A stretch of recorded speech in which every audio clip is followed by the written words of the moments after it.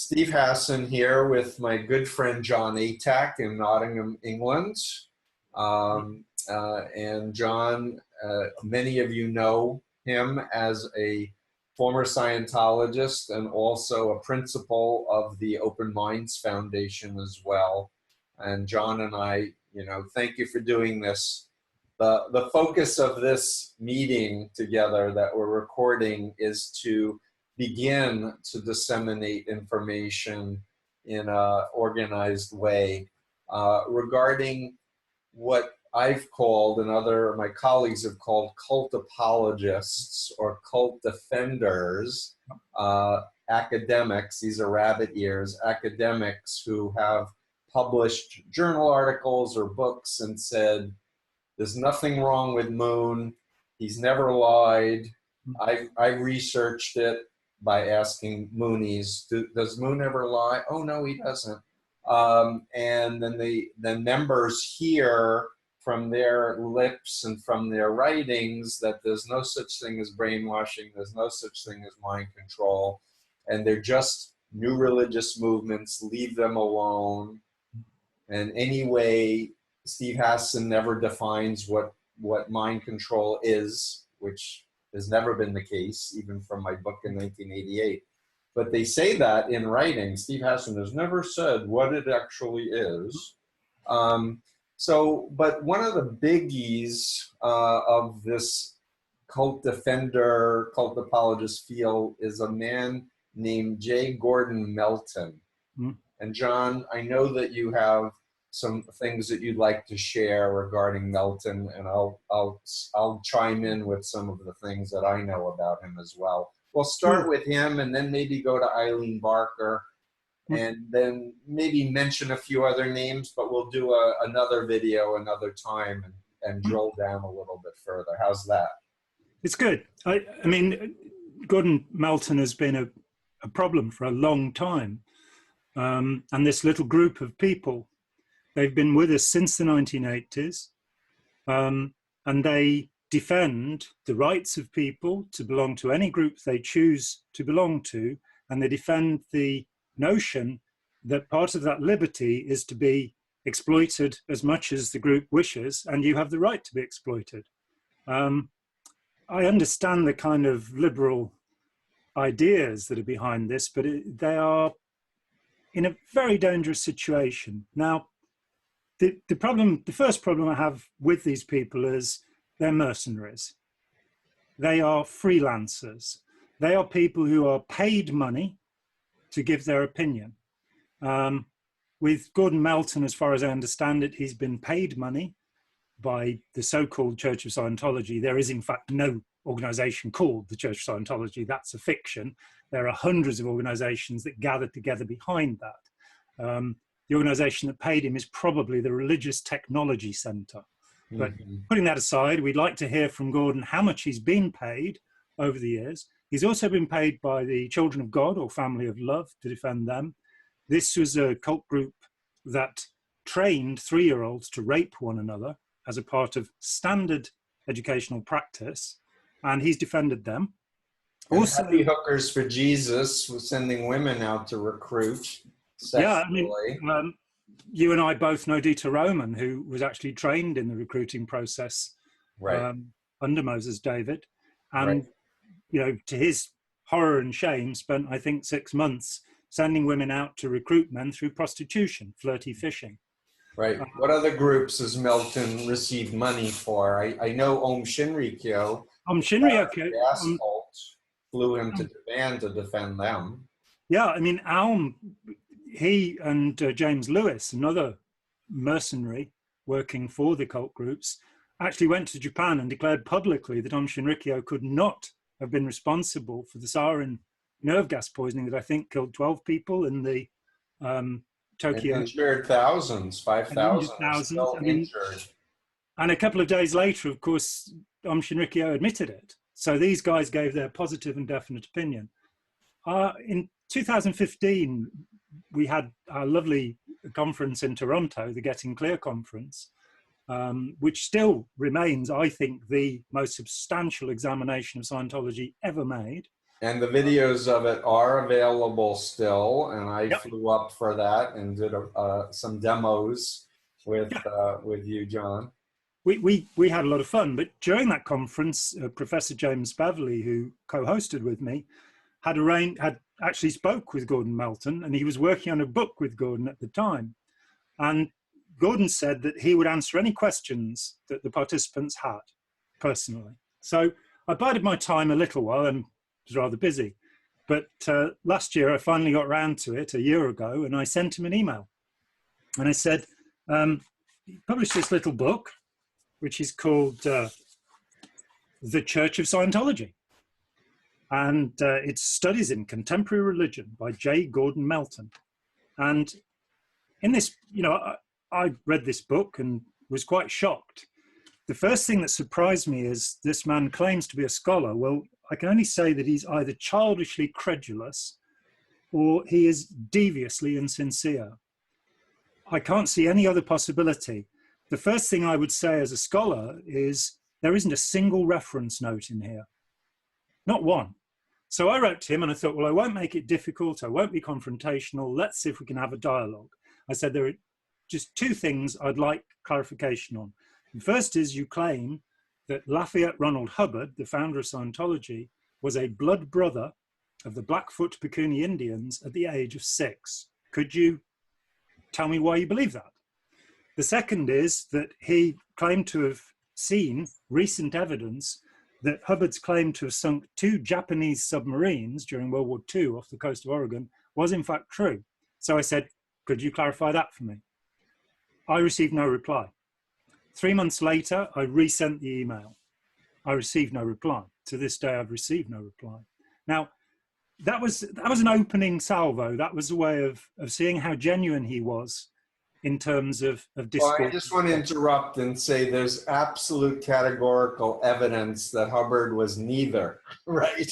Well, you wrote A Piece of Blue Sky, you did the scholarly research with all the documentation and footnotes that the book, the Scientology tried to block the book.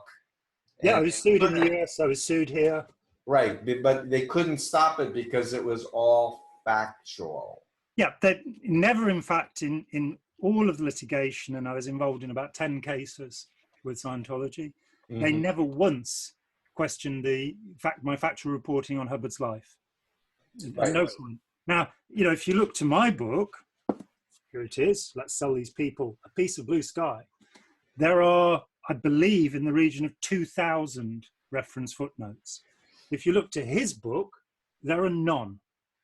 So if you want to check anything I've said, and most of my footnotes are references to things that Ron Hubbard said.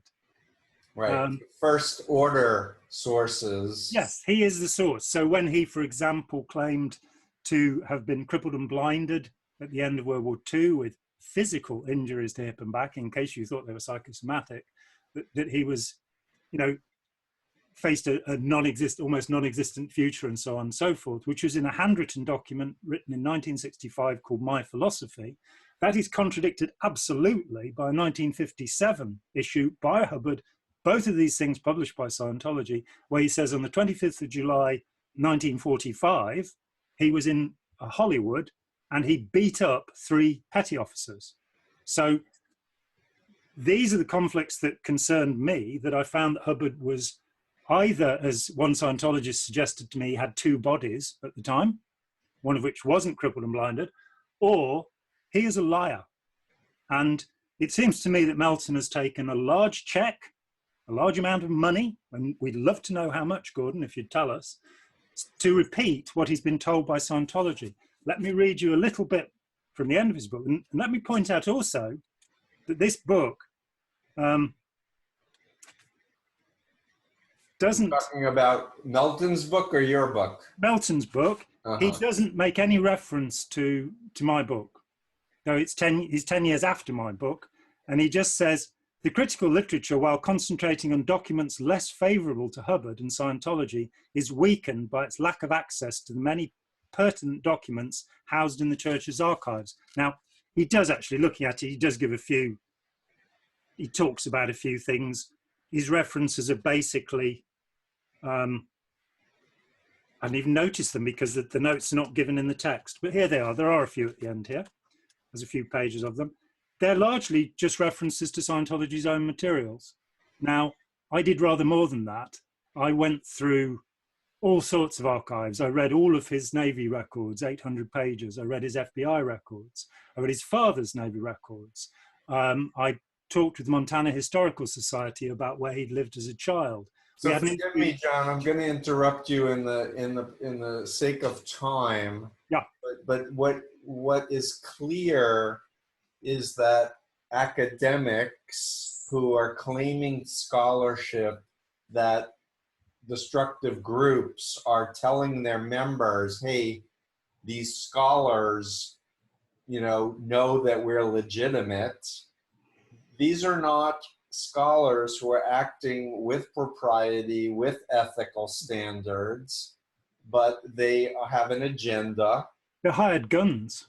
And that what has not been done is a systematic treatment, although a number of websites, as I was researching this podcast with you in this blog, have done beginnings of real good research on documenting this group of scholars who say mind control doesn't exist, brainwashing doesn't exist, let's call them new religions. I think Melton came up with that term, new religious movements. Of course, but what I want to get at is that if something's legitimate, it will stand up to scrutiny. If somebody has an objection to anything you've ever written or whatever, you say, tell me what it is. Yep. Let me, if I'm wrong, I'll correct it. Yep. Any scholar should. Yeah. And if not, you need to correct your beliefs, etc. And what I want to accomplish with this blog and with this video is just to really ask everybody, former members, but also members, to examine the evidence, the actual factual stuff, instead of getting into this all or nothing thinking. And every ex-member is biased, so we can't listen to them. And that's the scholar Brian Wilson's point of view, which is that you cannot listen to an apostate, you must not listen to ex-members. Because what they say won't be accurate. Wilson himself, of course, was a former Christian who wrote about Christianity, so that kind of dismisses his own work. It's a ridiculous idea to suggest that somebody, who used to be a Democrat or used to be a Republican cannot be trusted, or used to be a Nazi cannot be trusted, or used to be anything cannot be trusted. We have to listen to all voices in the debate. And when you've dealt with a very exclusive, high-control group, like Scientology or the Moonies or the Krishnas, then it's extremely important to listen to defectors and to weigh what they have to say. And as you say, you look at the evidence. My evidence for Hubbard was mainly Hubbard, that he contradicts himself at every turn, and he said some extraordinarily unpleasant things. As we know, he said the law can be used very easily to harass. And the idea was to stop anybody from criticizing him or Scientology. Right. So we know that I saw a video that I shared with you of Melton saying how Scientology is the fastest growing religion in the world. Pretty much. And the numbers don't back that up. But I want to shift, if I may, in the interest of time, John, to... Well, let me just take that point up simply. What he said in the video is Scientology has probably been the most successful of the 20th century new religions. Scientology seems to have a substantial following. Well, my good friend Johnny Jacobson put up a journalist whole website on the membership that includes a 1987 International Association of Scientologists report, which I provided him to him, and that report, which was published by Scientology, it's the only externally published list of membership, shows that in 1987 they had 24,000 paid members and gave 16,000 free memberships to new people. So in 1987, they had 40,000 followers, the fastest growing religion. Not 8 million? Not 8 million, not the 11 million they've also found. Melton simply It gives you no reference, gives you no source, says my friends at Scientology have just given me $10,000 to say this, or something of that type. It's despicable. I Right. mean, he should also look at this. This is the Foster Report. This is a British government report in 1971 by the Queen's Counsel, a barrister who was a member of Parliament, and it cites and quotes one Hubbard document after another. And there can be no denying the authenticity of these documents, which include, of course, the fair game law about harassing critics. Melton doesn't want to talk about Hubbard's wife going to prison along with 10 other Scientologists, or about the convictions, which were for kidnapping, false imprisonment, burglary, breaking and entering, theft, the convictions in France, the convictions in Canada. This is all just pushed aside. Right. So I want to switch groups, if I may, to one of my personal favorites, a woman who made her career saying Steve Hassan is a liar. She published a book called The Making of a Mooney. Her name is Eileen Barker. She's a sociologist of religion, I believe. She's an emeritus professor at the London School of Economics and the founder of Inform, which is a sort meant to be a counter-cult group, but is effectively a cult supporting group. Right. And when I first heard about her, that she had gone to some moon workshops and didn't convert to become a Mooney and said, therefore, there's no such thing as brainwashing. I said to her, Dr. Barker, I was a leader in the Moonies. When we knew there was someone like a sociologist coming, we changed things to make it more palatable. And her response was, oh, they wouldn't do that. And I'm like, I was there. Like, they do that because the ends justify the means, because we want to take over the world and we need all the good PR we can get, and we don't want any bad PR. This woman has made a whole reputation saying there's no such thing as brainwashing or mind control, has been going to the International Cultic Studies Association conferences year after year after year, listening to talks by former members, former leaders of a variety of cults, talking about the abuse, talking about the mind control techniques. I was actually at a conference in Italy with Stephen Kent, who has written and done expert witness work on Scientology, where she's in the front with Dan Pfefferman, a Mooney, and she said, well, no one's never explained brainwashing in Scientology. And an ex-Scientologist, psychologist friend of mine, said to her, excuse me, Stephen Kent wrote a paper on brainwashing in the RPF in Scientology. And she said, really? Yeah, in 93, I worked on that paper. And most recently, Gordon Melton has actually published a piece saying that the Rehabilitation Project Force, the RPF, which is a Labour camp based very firmly upon a reading of Robert J. Lifton's thought reform documents, let me hasten to say. Yes. I have interviewed tens of people who went through that program and whose lives were broken and destroyed. Let me just give you one example. A woman who was pregnant, who had 2 weeks of people shouting at her to have a termination of the pregnancy, because that is the policy within Scientology for staff members. She refused, and so she was assigned to digging human excrement from a cesspit, putting it in a wheelbarrow and moving it, along with another pregnant woman who'd refused. And Gordon Melton is defending this practice as a positive psychological practice, something that causes helpful behavior transformation. As I say, I've interviewed tens of people. So I admire the effort, the energy, the research, your scholarship. We know there's overwhelming evidence about Scientology, but what I'd like to get back to for this recording is academics who are saying things that are just not true. Well, Eileen Barker, Massimo Intrini, and Gordon Melton had a meeting in the US, the minutes of which were recorded and given to the Home Office in the UK, which was funding Inform in about 91, 92. There is online the All Parties Working Group on Cults, who are members of Parliament, and their interview with Eileen Barker, where she justifies the 14 conferences that she'd attended with the Moonies at 5-star hotels in Hawaii and other places, and suggests that this didn't influence her at all. If the minutes of the original meeting are accurate, what is being said there is that they are seeking to neutralize what they call the anti-cult movement, and that they are seeking funding from the Moonies to do that. So they're utterly compromised, and I'm suspicious that at the moment there's this new move, which is to say, oh, brainwashing's come and gone as an idea. Now, I don't use the term brainwashing all that much. I think it's inaccurate. But if we're talking about thought reform, if we're talking about the deliberate transformation of human behavior, what do they think counseling is?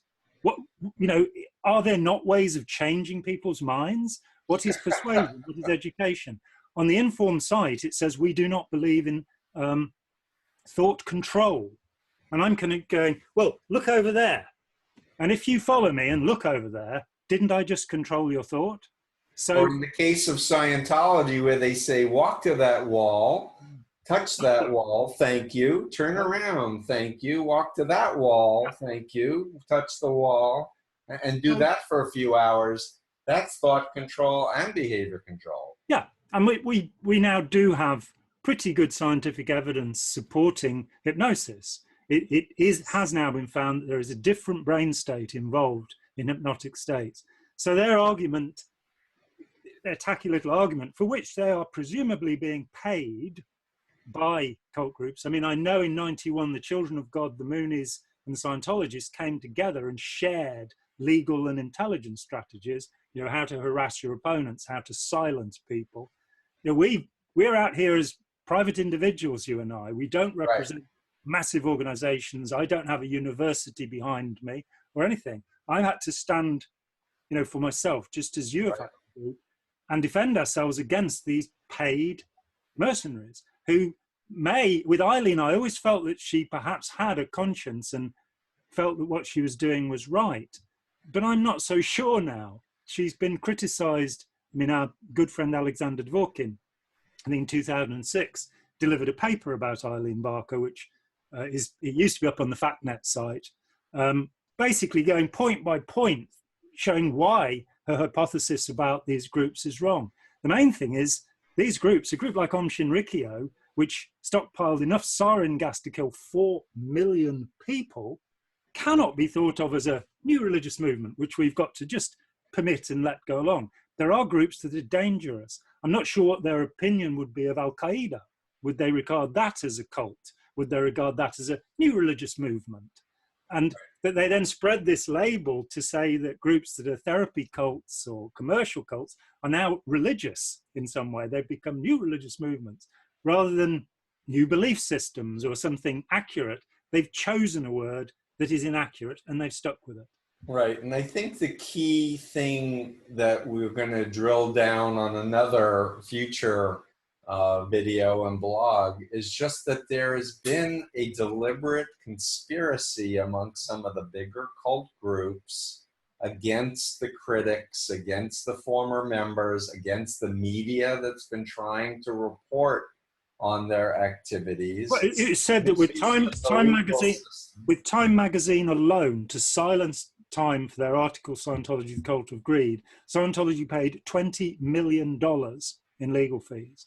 Now, if that's not a reprehensible activity, trying to silence criticism, then where are we? What's going on? Are there no bad groups in the world? Can any group hire Gordon Melton, and if they give him enough money, he'll say, no, it gives them a clean bill of health. They're perfectly good and fine. Exactly. In talking with ex-members who've had dealings with Eileen Barker, have heard some stories about them not really being helped very much. So, for example, when Inform started, I found out that if you went and made an inquiry about Scientology, say that your dad had just become involved in Scientology, they would send you to Scientology to talk to them. That was their way of doing it. I've heard the same stories from many different families with many different groups. I contacted Eileen. She'd just written her book on the new religions, which had some useful information in it as far as I was concerned. So I wrote to her and said that, and then corrected the chapter on Scientology. Now, apart from spelling Ron Hubbard's name right, and I think she got his date of birth right, most of the information in there is actually wrong. You know, maybe slightly wrong, but I corrected it. But I also told her that, you know, I thought, you know, I wanted to be friends. I was doing my best. That I thought that it was good that she was doing the work she was doing and investigating these groups and reporting on them. And suddenly I got all of the referrals from Inform. For the next 2 years, anybody that went to Inform, just because I'd written that letter, was sent to me, which was a lot better for them. They're doing something good. Yeah. Then, of course, you know, that ended, and I was, you know, in 1996, I withdrew from doing any direct consulting with current members of groups. So, you know, we're gonna need to wrap up, but you've written a book called Opening Minds. I have indeed. And I'd like you to just say a few words about the scholarship in that and what it's achieving in its exposition. And I really want to invite people who may be currently involved with a group to look at the information and the evidence that there is knowledge in social psychology on how to manipulate consciousness and how to control people and how to indoctrinate people against their conscience, against their better judgment, against their family and their religions of origin. So just say a few words, please, for your... And there is at the moment, I fear that the cults are funding an attack upon Stanley Milgram's work, an attack upon Philip Zimbardo's work. It's fishy to me that this has suddenly emerged. Now, I would agree with those critics who say that we must consider very carefully what happened, the ethical circumstances, but I think Dr. Zimbardo's Lucifer effect very thoroughly explains exactly what he did during the 6 days of the Stanford Prison Experiment. And if you look back to Jane Elliott's work or Solomon Asher's work or Kurt Levin or Edgar Schein or Margaret Singer or Jolly Westow, there is a tremendous amount of work to try and understand social compliance. Right. What these people seem to be suggesting is they're not simply, you know, brainwashing is an emotive term used by the media and opponents of people like you and me, for the most part. It's not a term I particularly use, other than to define it. Right. But they seem to be saying that all of this very solid work, if you look at Leon Festinger's work in cognitive dissonance, it is said that this is the most demonstrated principle in psychology, that there are literally tens of thousands of proofs. And yet my bite model is based on Festinger's thoughts, feelings, and behaviors model. Exactly. And it's work that dates back to the early 1950s. It's very solid work. There seems to be this rift where some sociologists, not Stephen Kent, who's one of the good ones, Ben Zablocki, Janja Lalich, Alexandra Steen. Well, she is in fact a social psychologist. Sorry. She's on the other side of the divide. Yeah, on my side. On our side. But there are sociologists who fundamentally just dismiss any research evidence. Their own discipline, of course, it's much more difficult to make science in sociology than in social psychology. You know, you can take a room full of 8 people, introduce somebody to them, show them 3 lines on a piece of paper, and find out if they'll agree with the misperception of those lines, as Solomon Asch did. That's pretty straightforward. And when you've done that 1,000 times, and it's been done far more than that, you can be pretty confident in saying, well, about 80% of people will just comply with the group around them and say, oh no, the line B is the shortest, because that's what the other people are saying. That's factual. Right. When you get into this participant observation where you go to a group and you say, I'm a sociologist, I'm going to sit with you and see what you do. Well, if you look at anthropology, there's a group called the Huichol in Mexico who separated themselves when the conquistador came and have lived separately. And an anthropologist went there in about 1900, another one went there in the 30s, and then in the 70s, a guy compared these two things and said, you told them completely different stories. And these people said, what would you do if a stranger came into your house and asked for your secrets? Right. And the naivety of Eileen Barker believing that she is going to be told the truth by a group that may well have something to hide. In Scientology, when social services phoned them up and said, we're going to come and inspect your premises, they would reduce the number from 200 people living in a house to 50 on the day that happened. Right. I interviewed people who were children who were hidden in closets, so they wouldn't be seen. So you can't presume that the people who are investigating are thoroughly truthful and honest, especially when the ex-members are convincingly, and in the case of Scientology, there are thousands now who've spoken out, but convincingly telling you the same story, that they were abused, humiliated, and traumatized. Why would you put somebody into the Nazis in Germany in 1934 and believe what they were saying? Why wouldn't you listen to all voices? And right, exactly. I'd like to end with just a quick personal story. In 1977, I was at Yale summer school, and Frederick Sontag was coming to speak about his book on Sun Myung Moon, my former cult leader. And there were a bunch of divinity school students in the room, and he gave this talk, and then time for questions. So I put up my hand and I said, Dr. Sontag, I'm having a very difficult time trying to decide whether or not you are paid off or you are just been lied to by the Moon Organization. I have here a Master Speaks document published by the Unification Church where Moon is telling members to lie in recruitment. Heavenly deception. You've said that there's no evidence of deception. Here's a document published by the church. I'm a former church leader. What do you say? And his response was, I will not answer that question. Next question.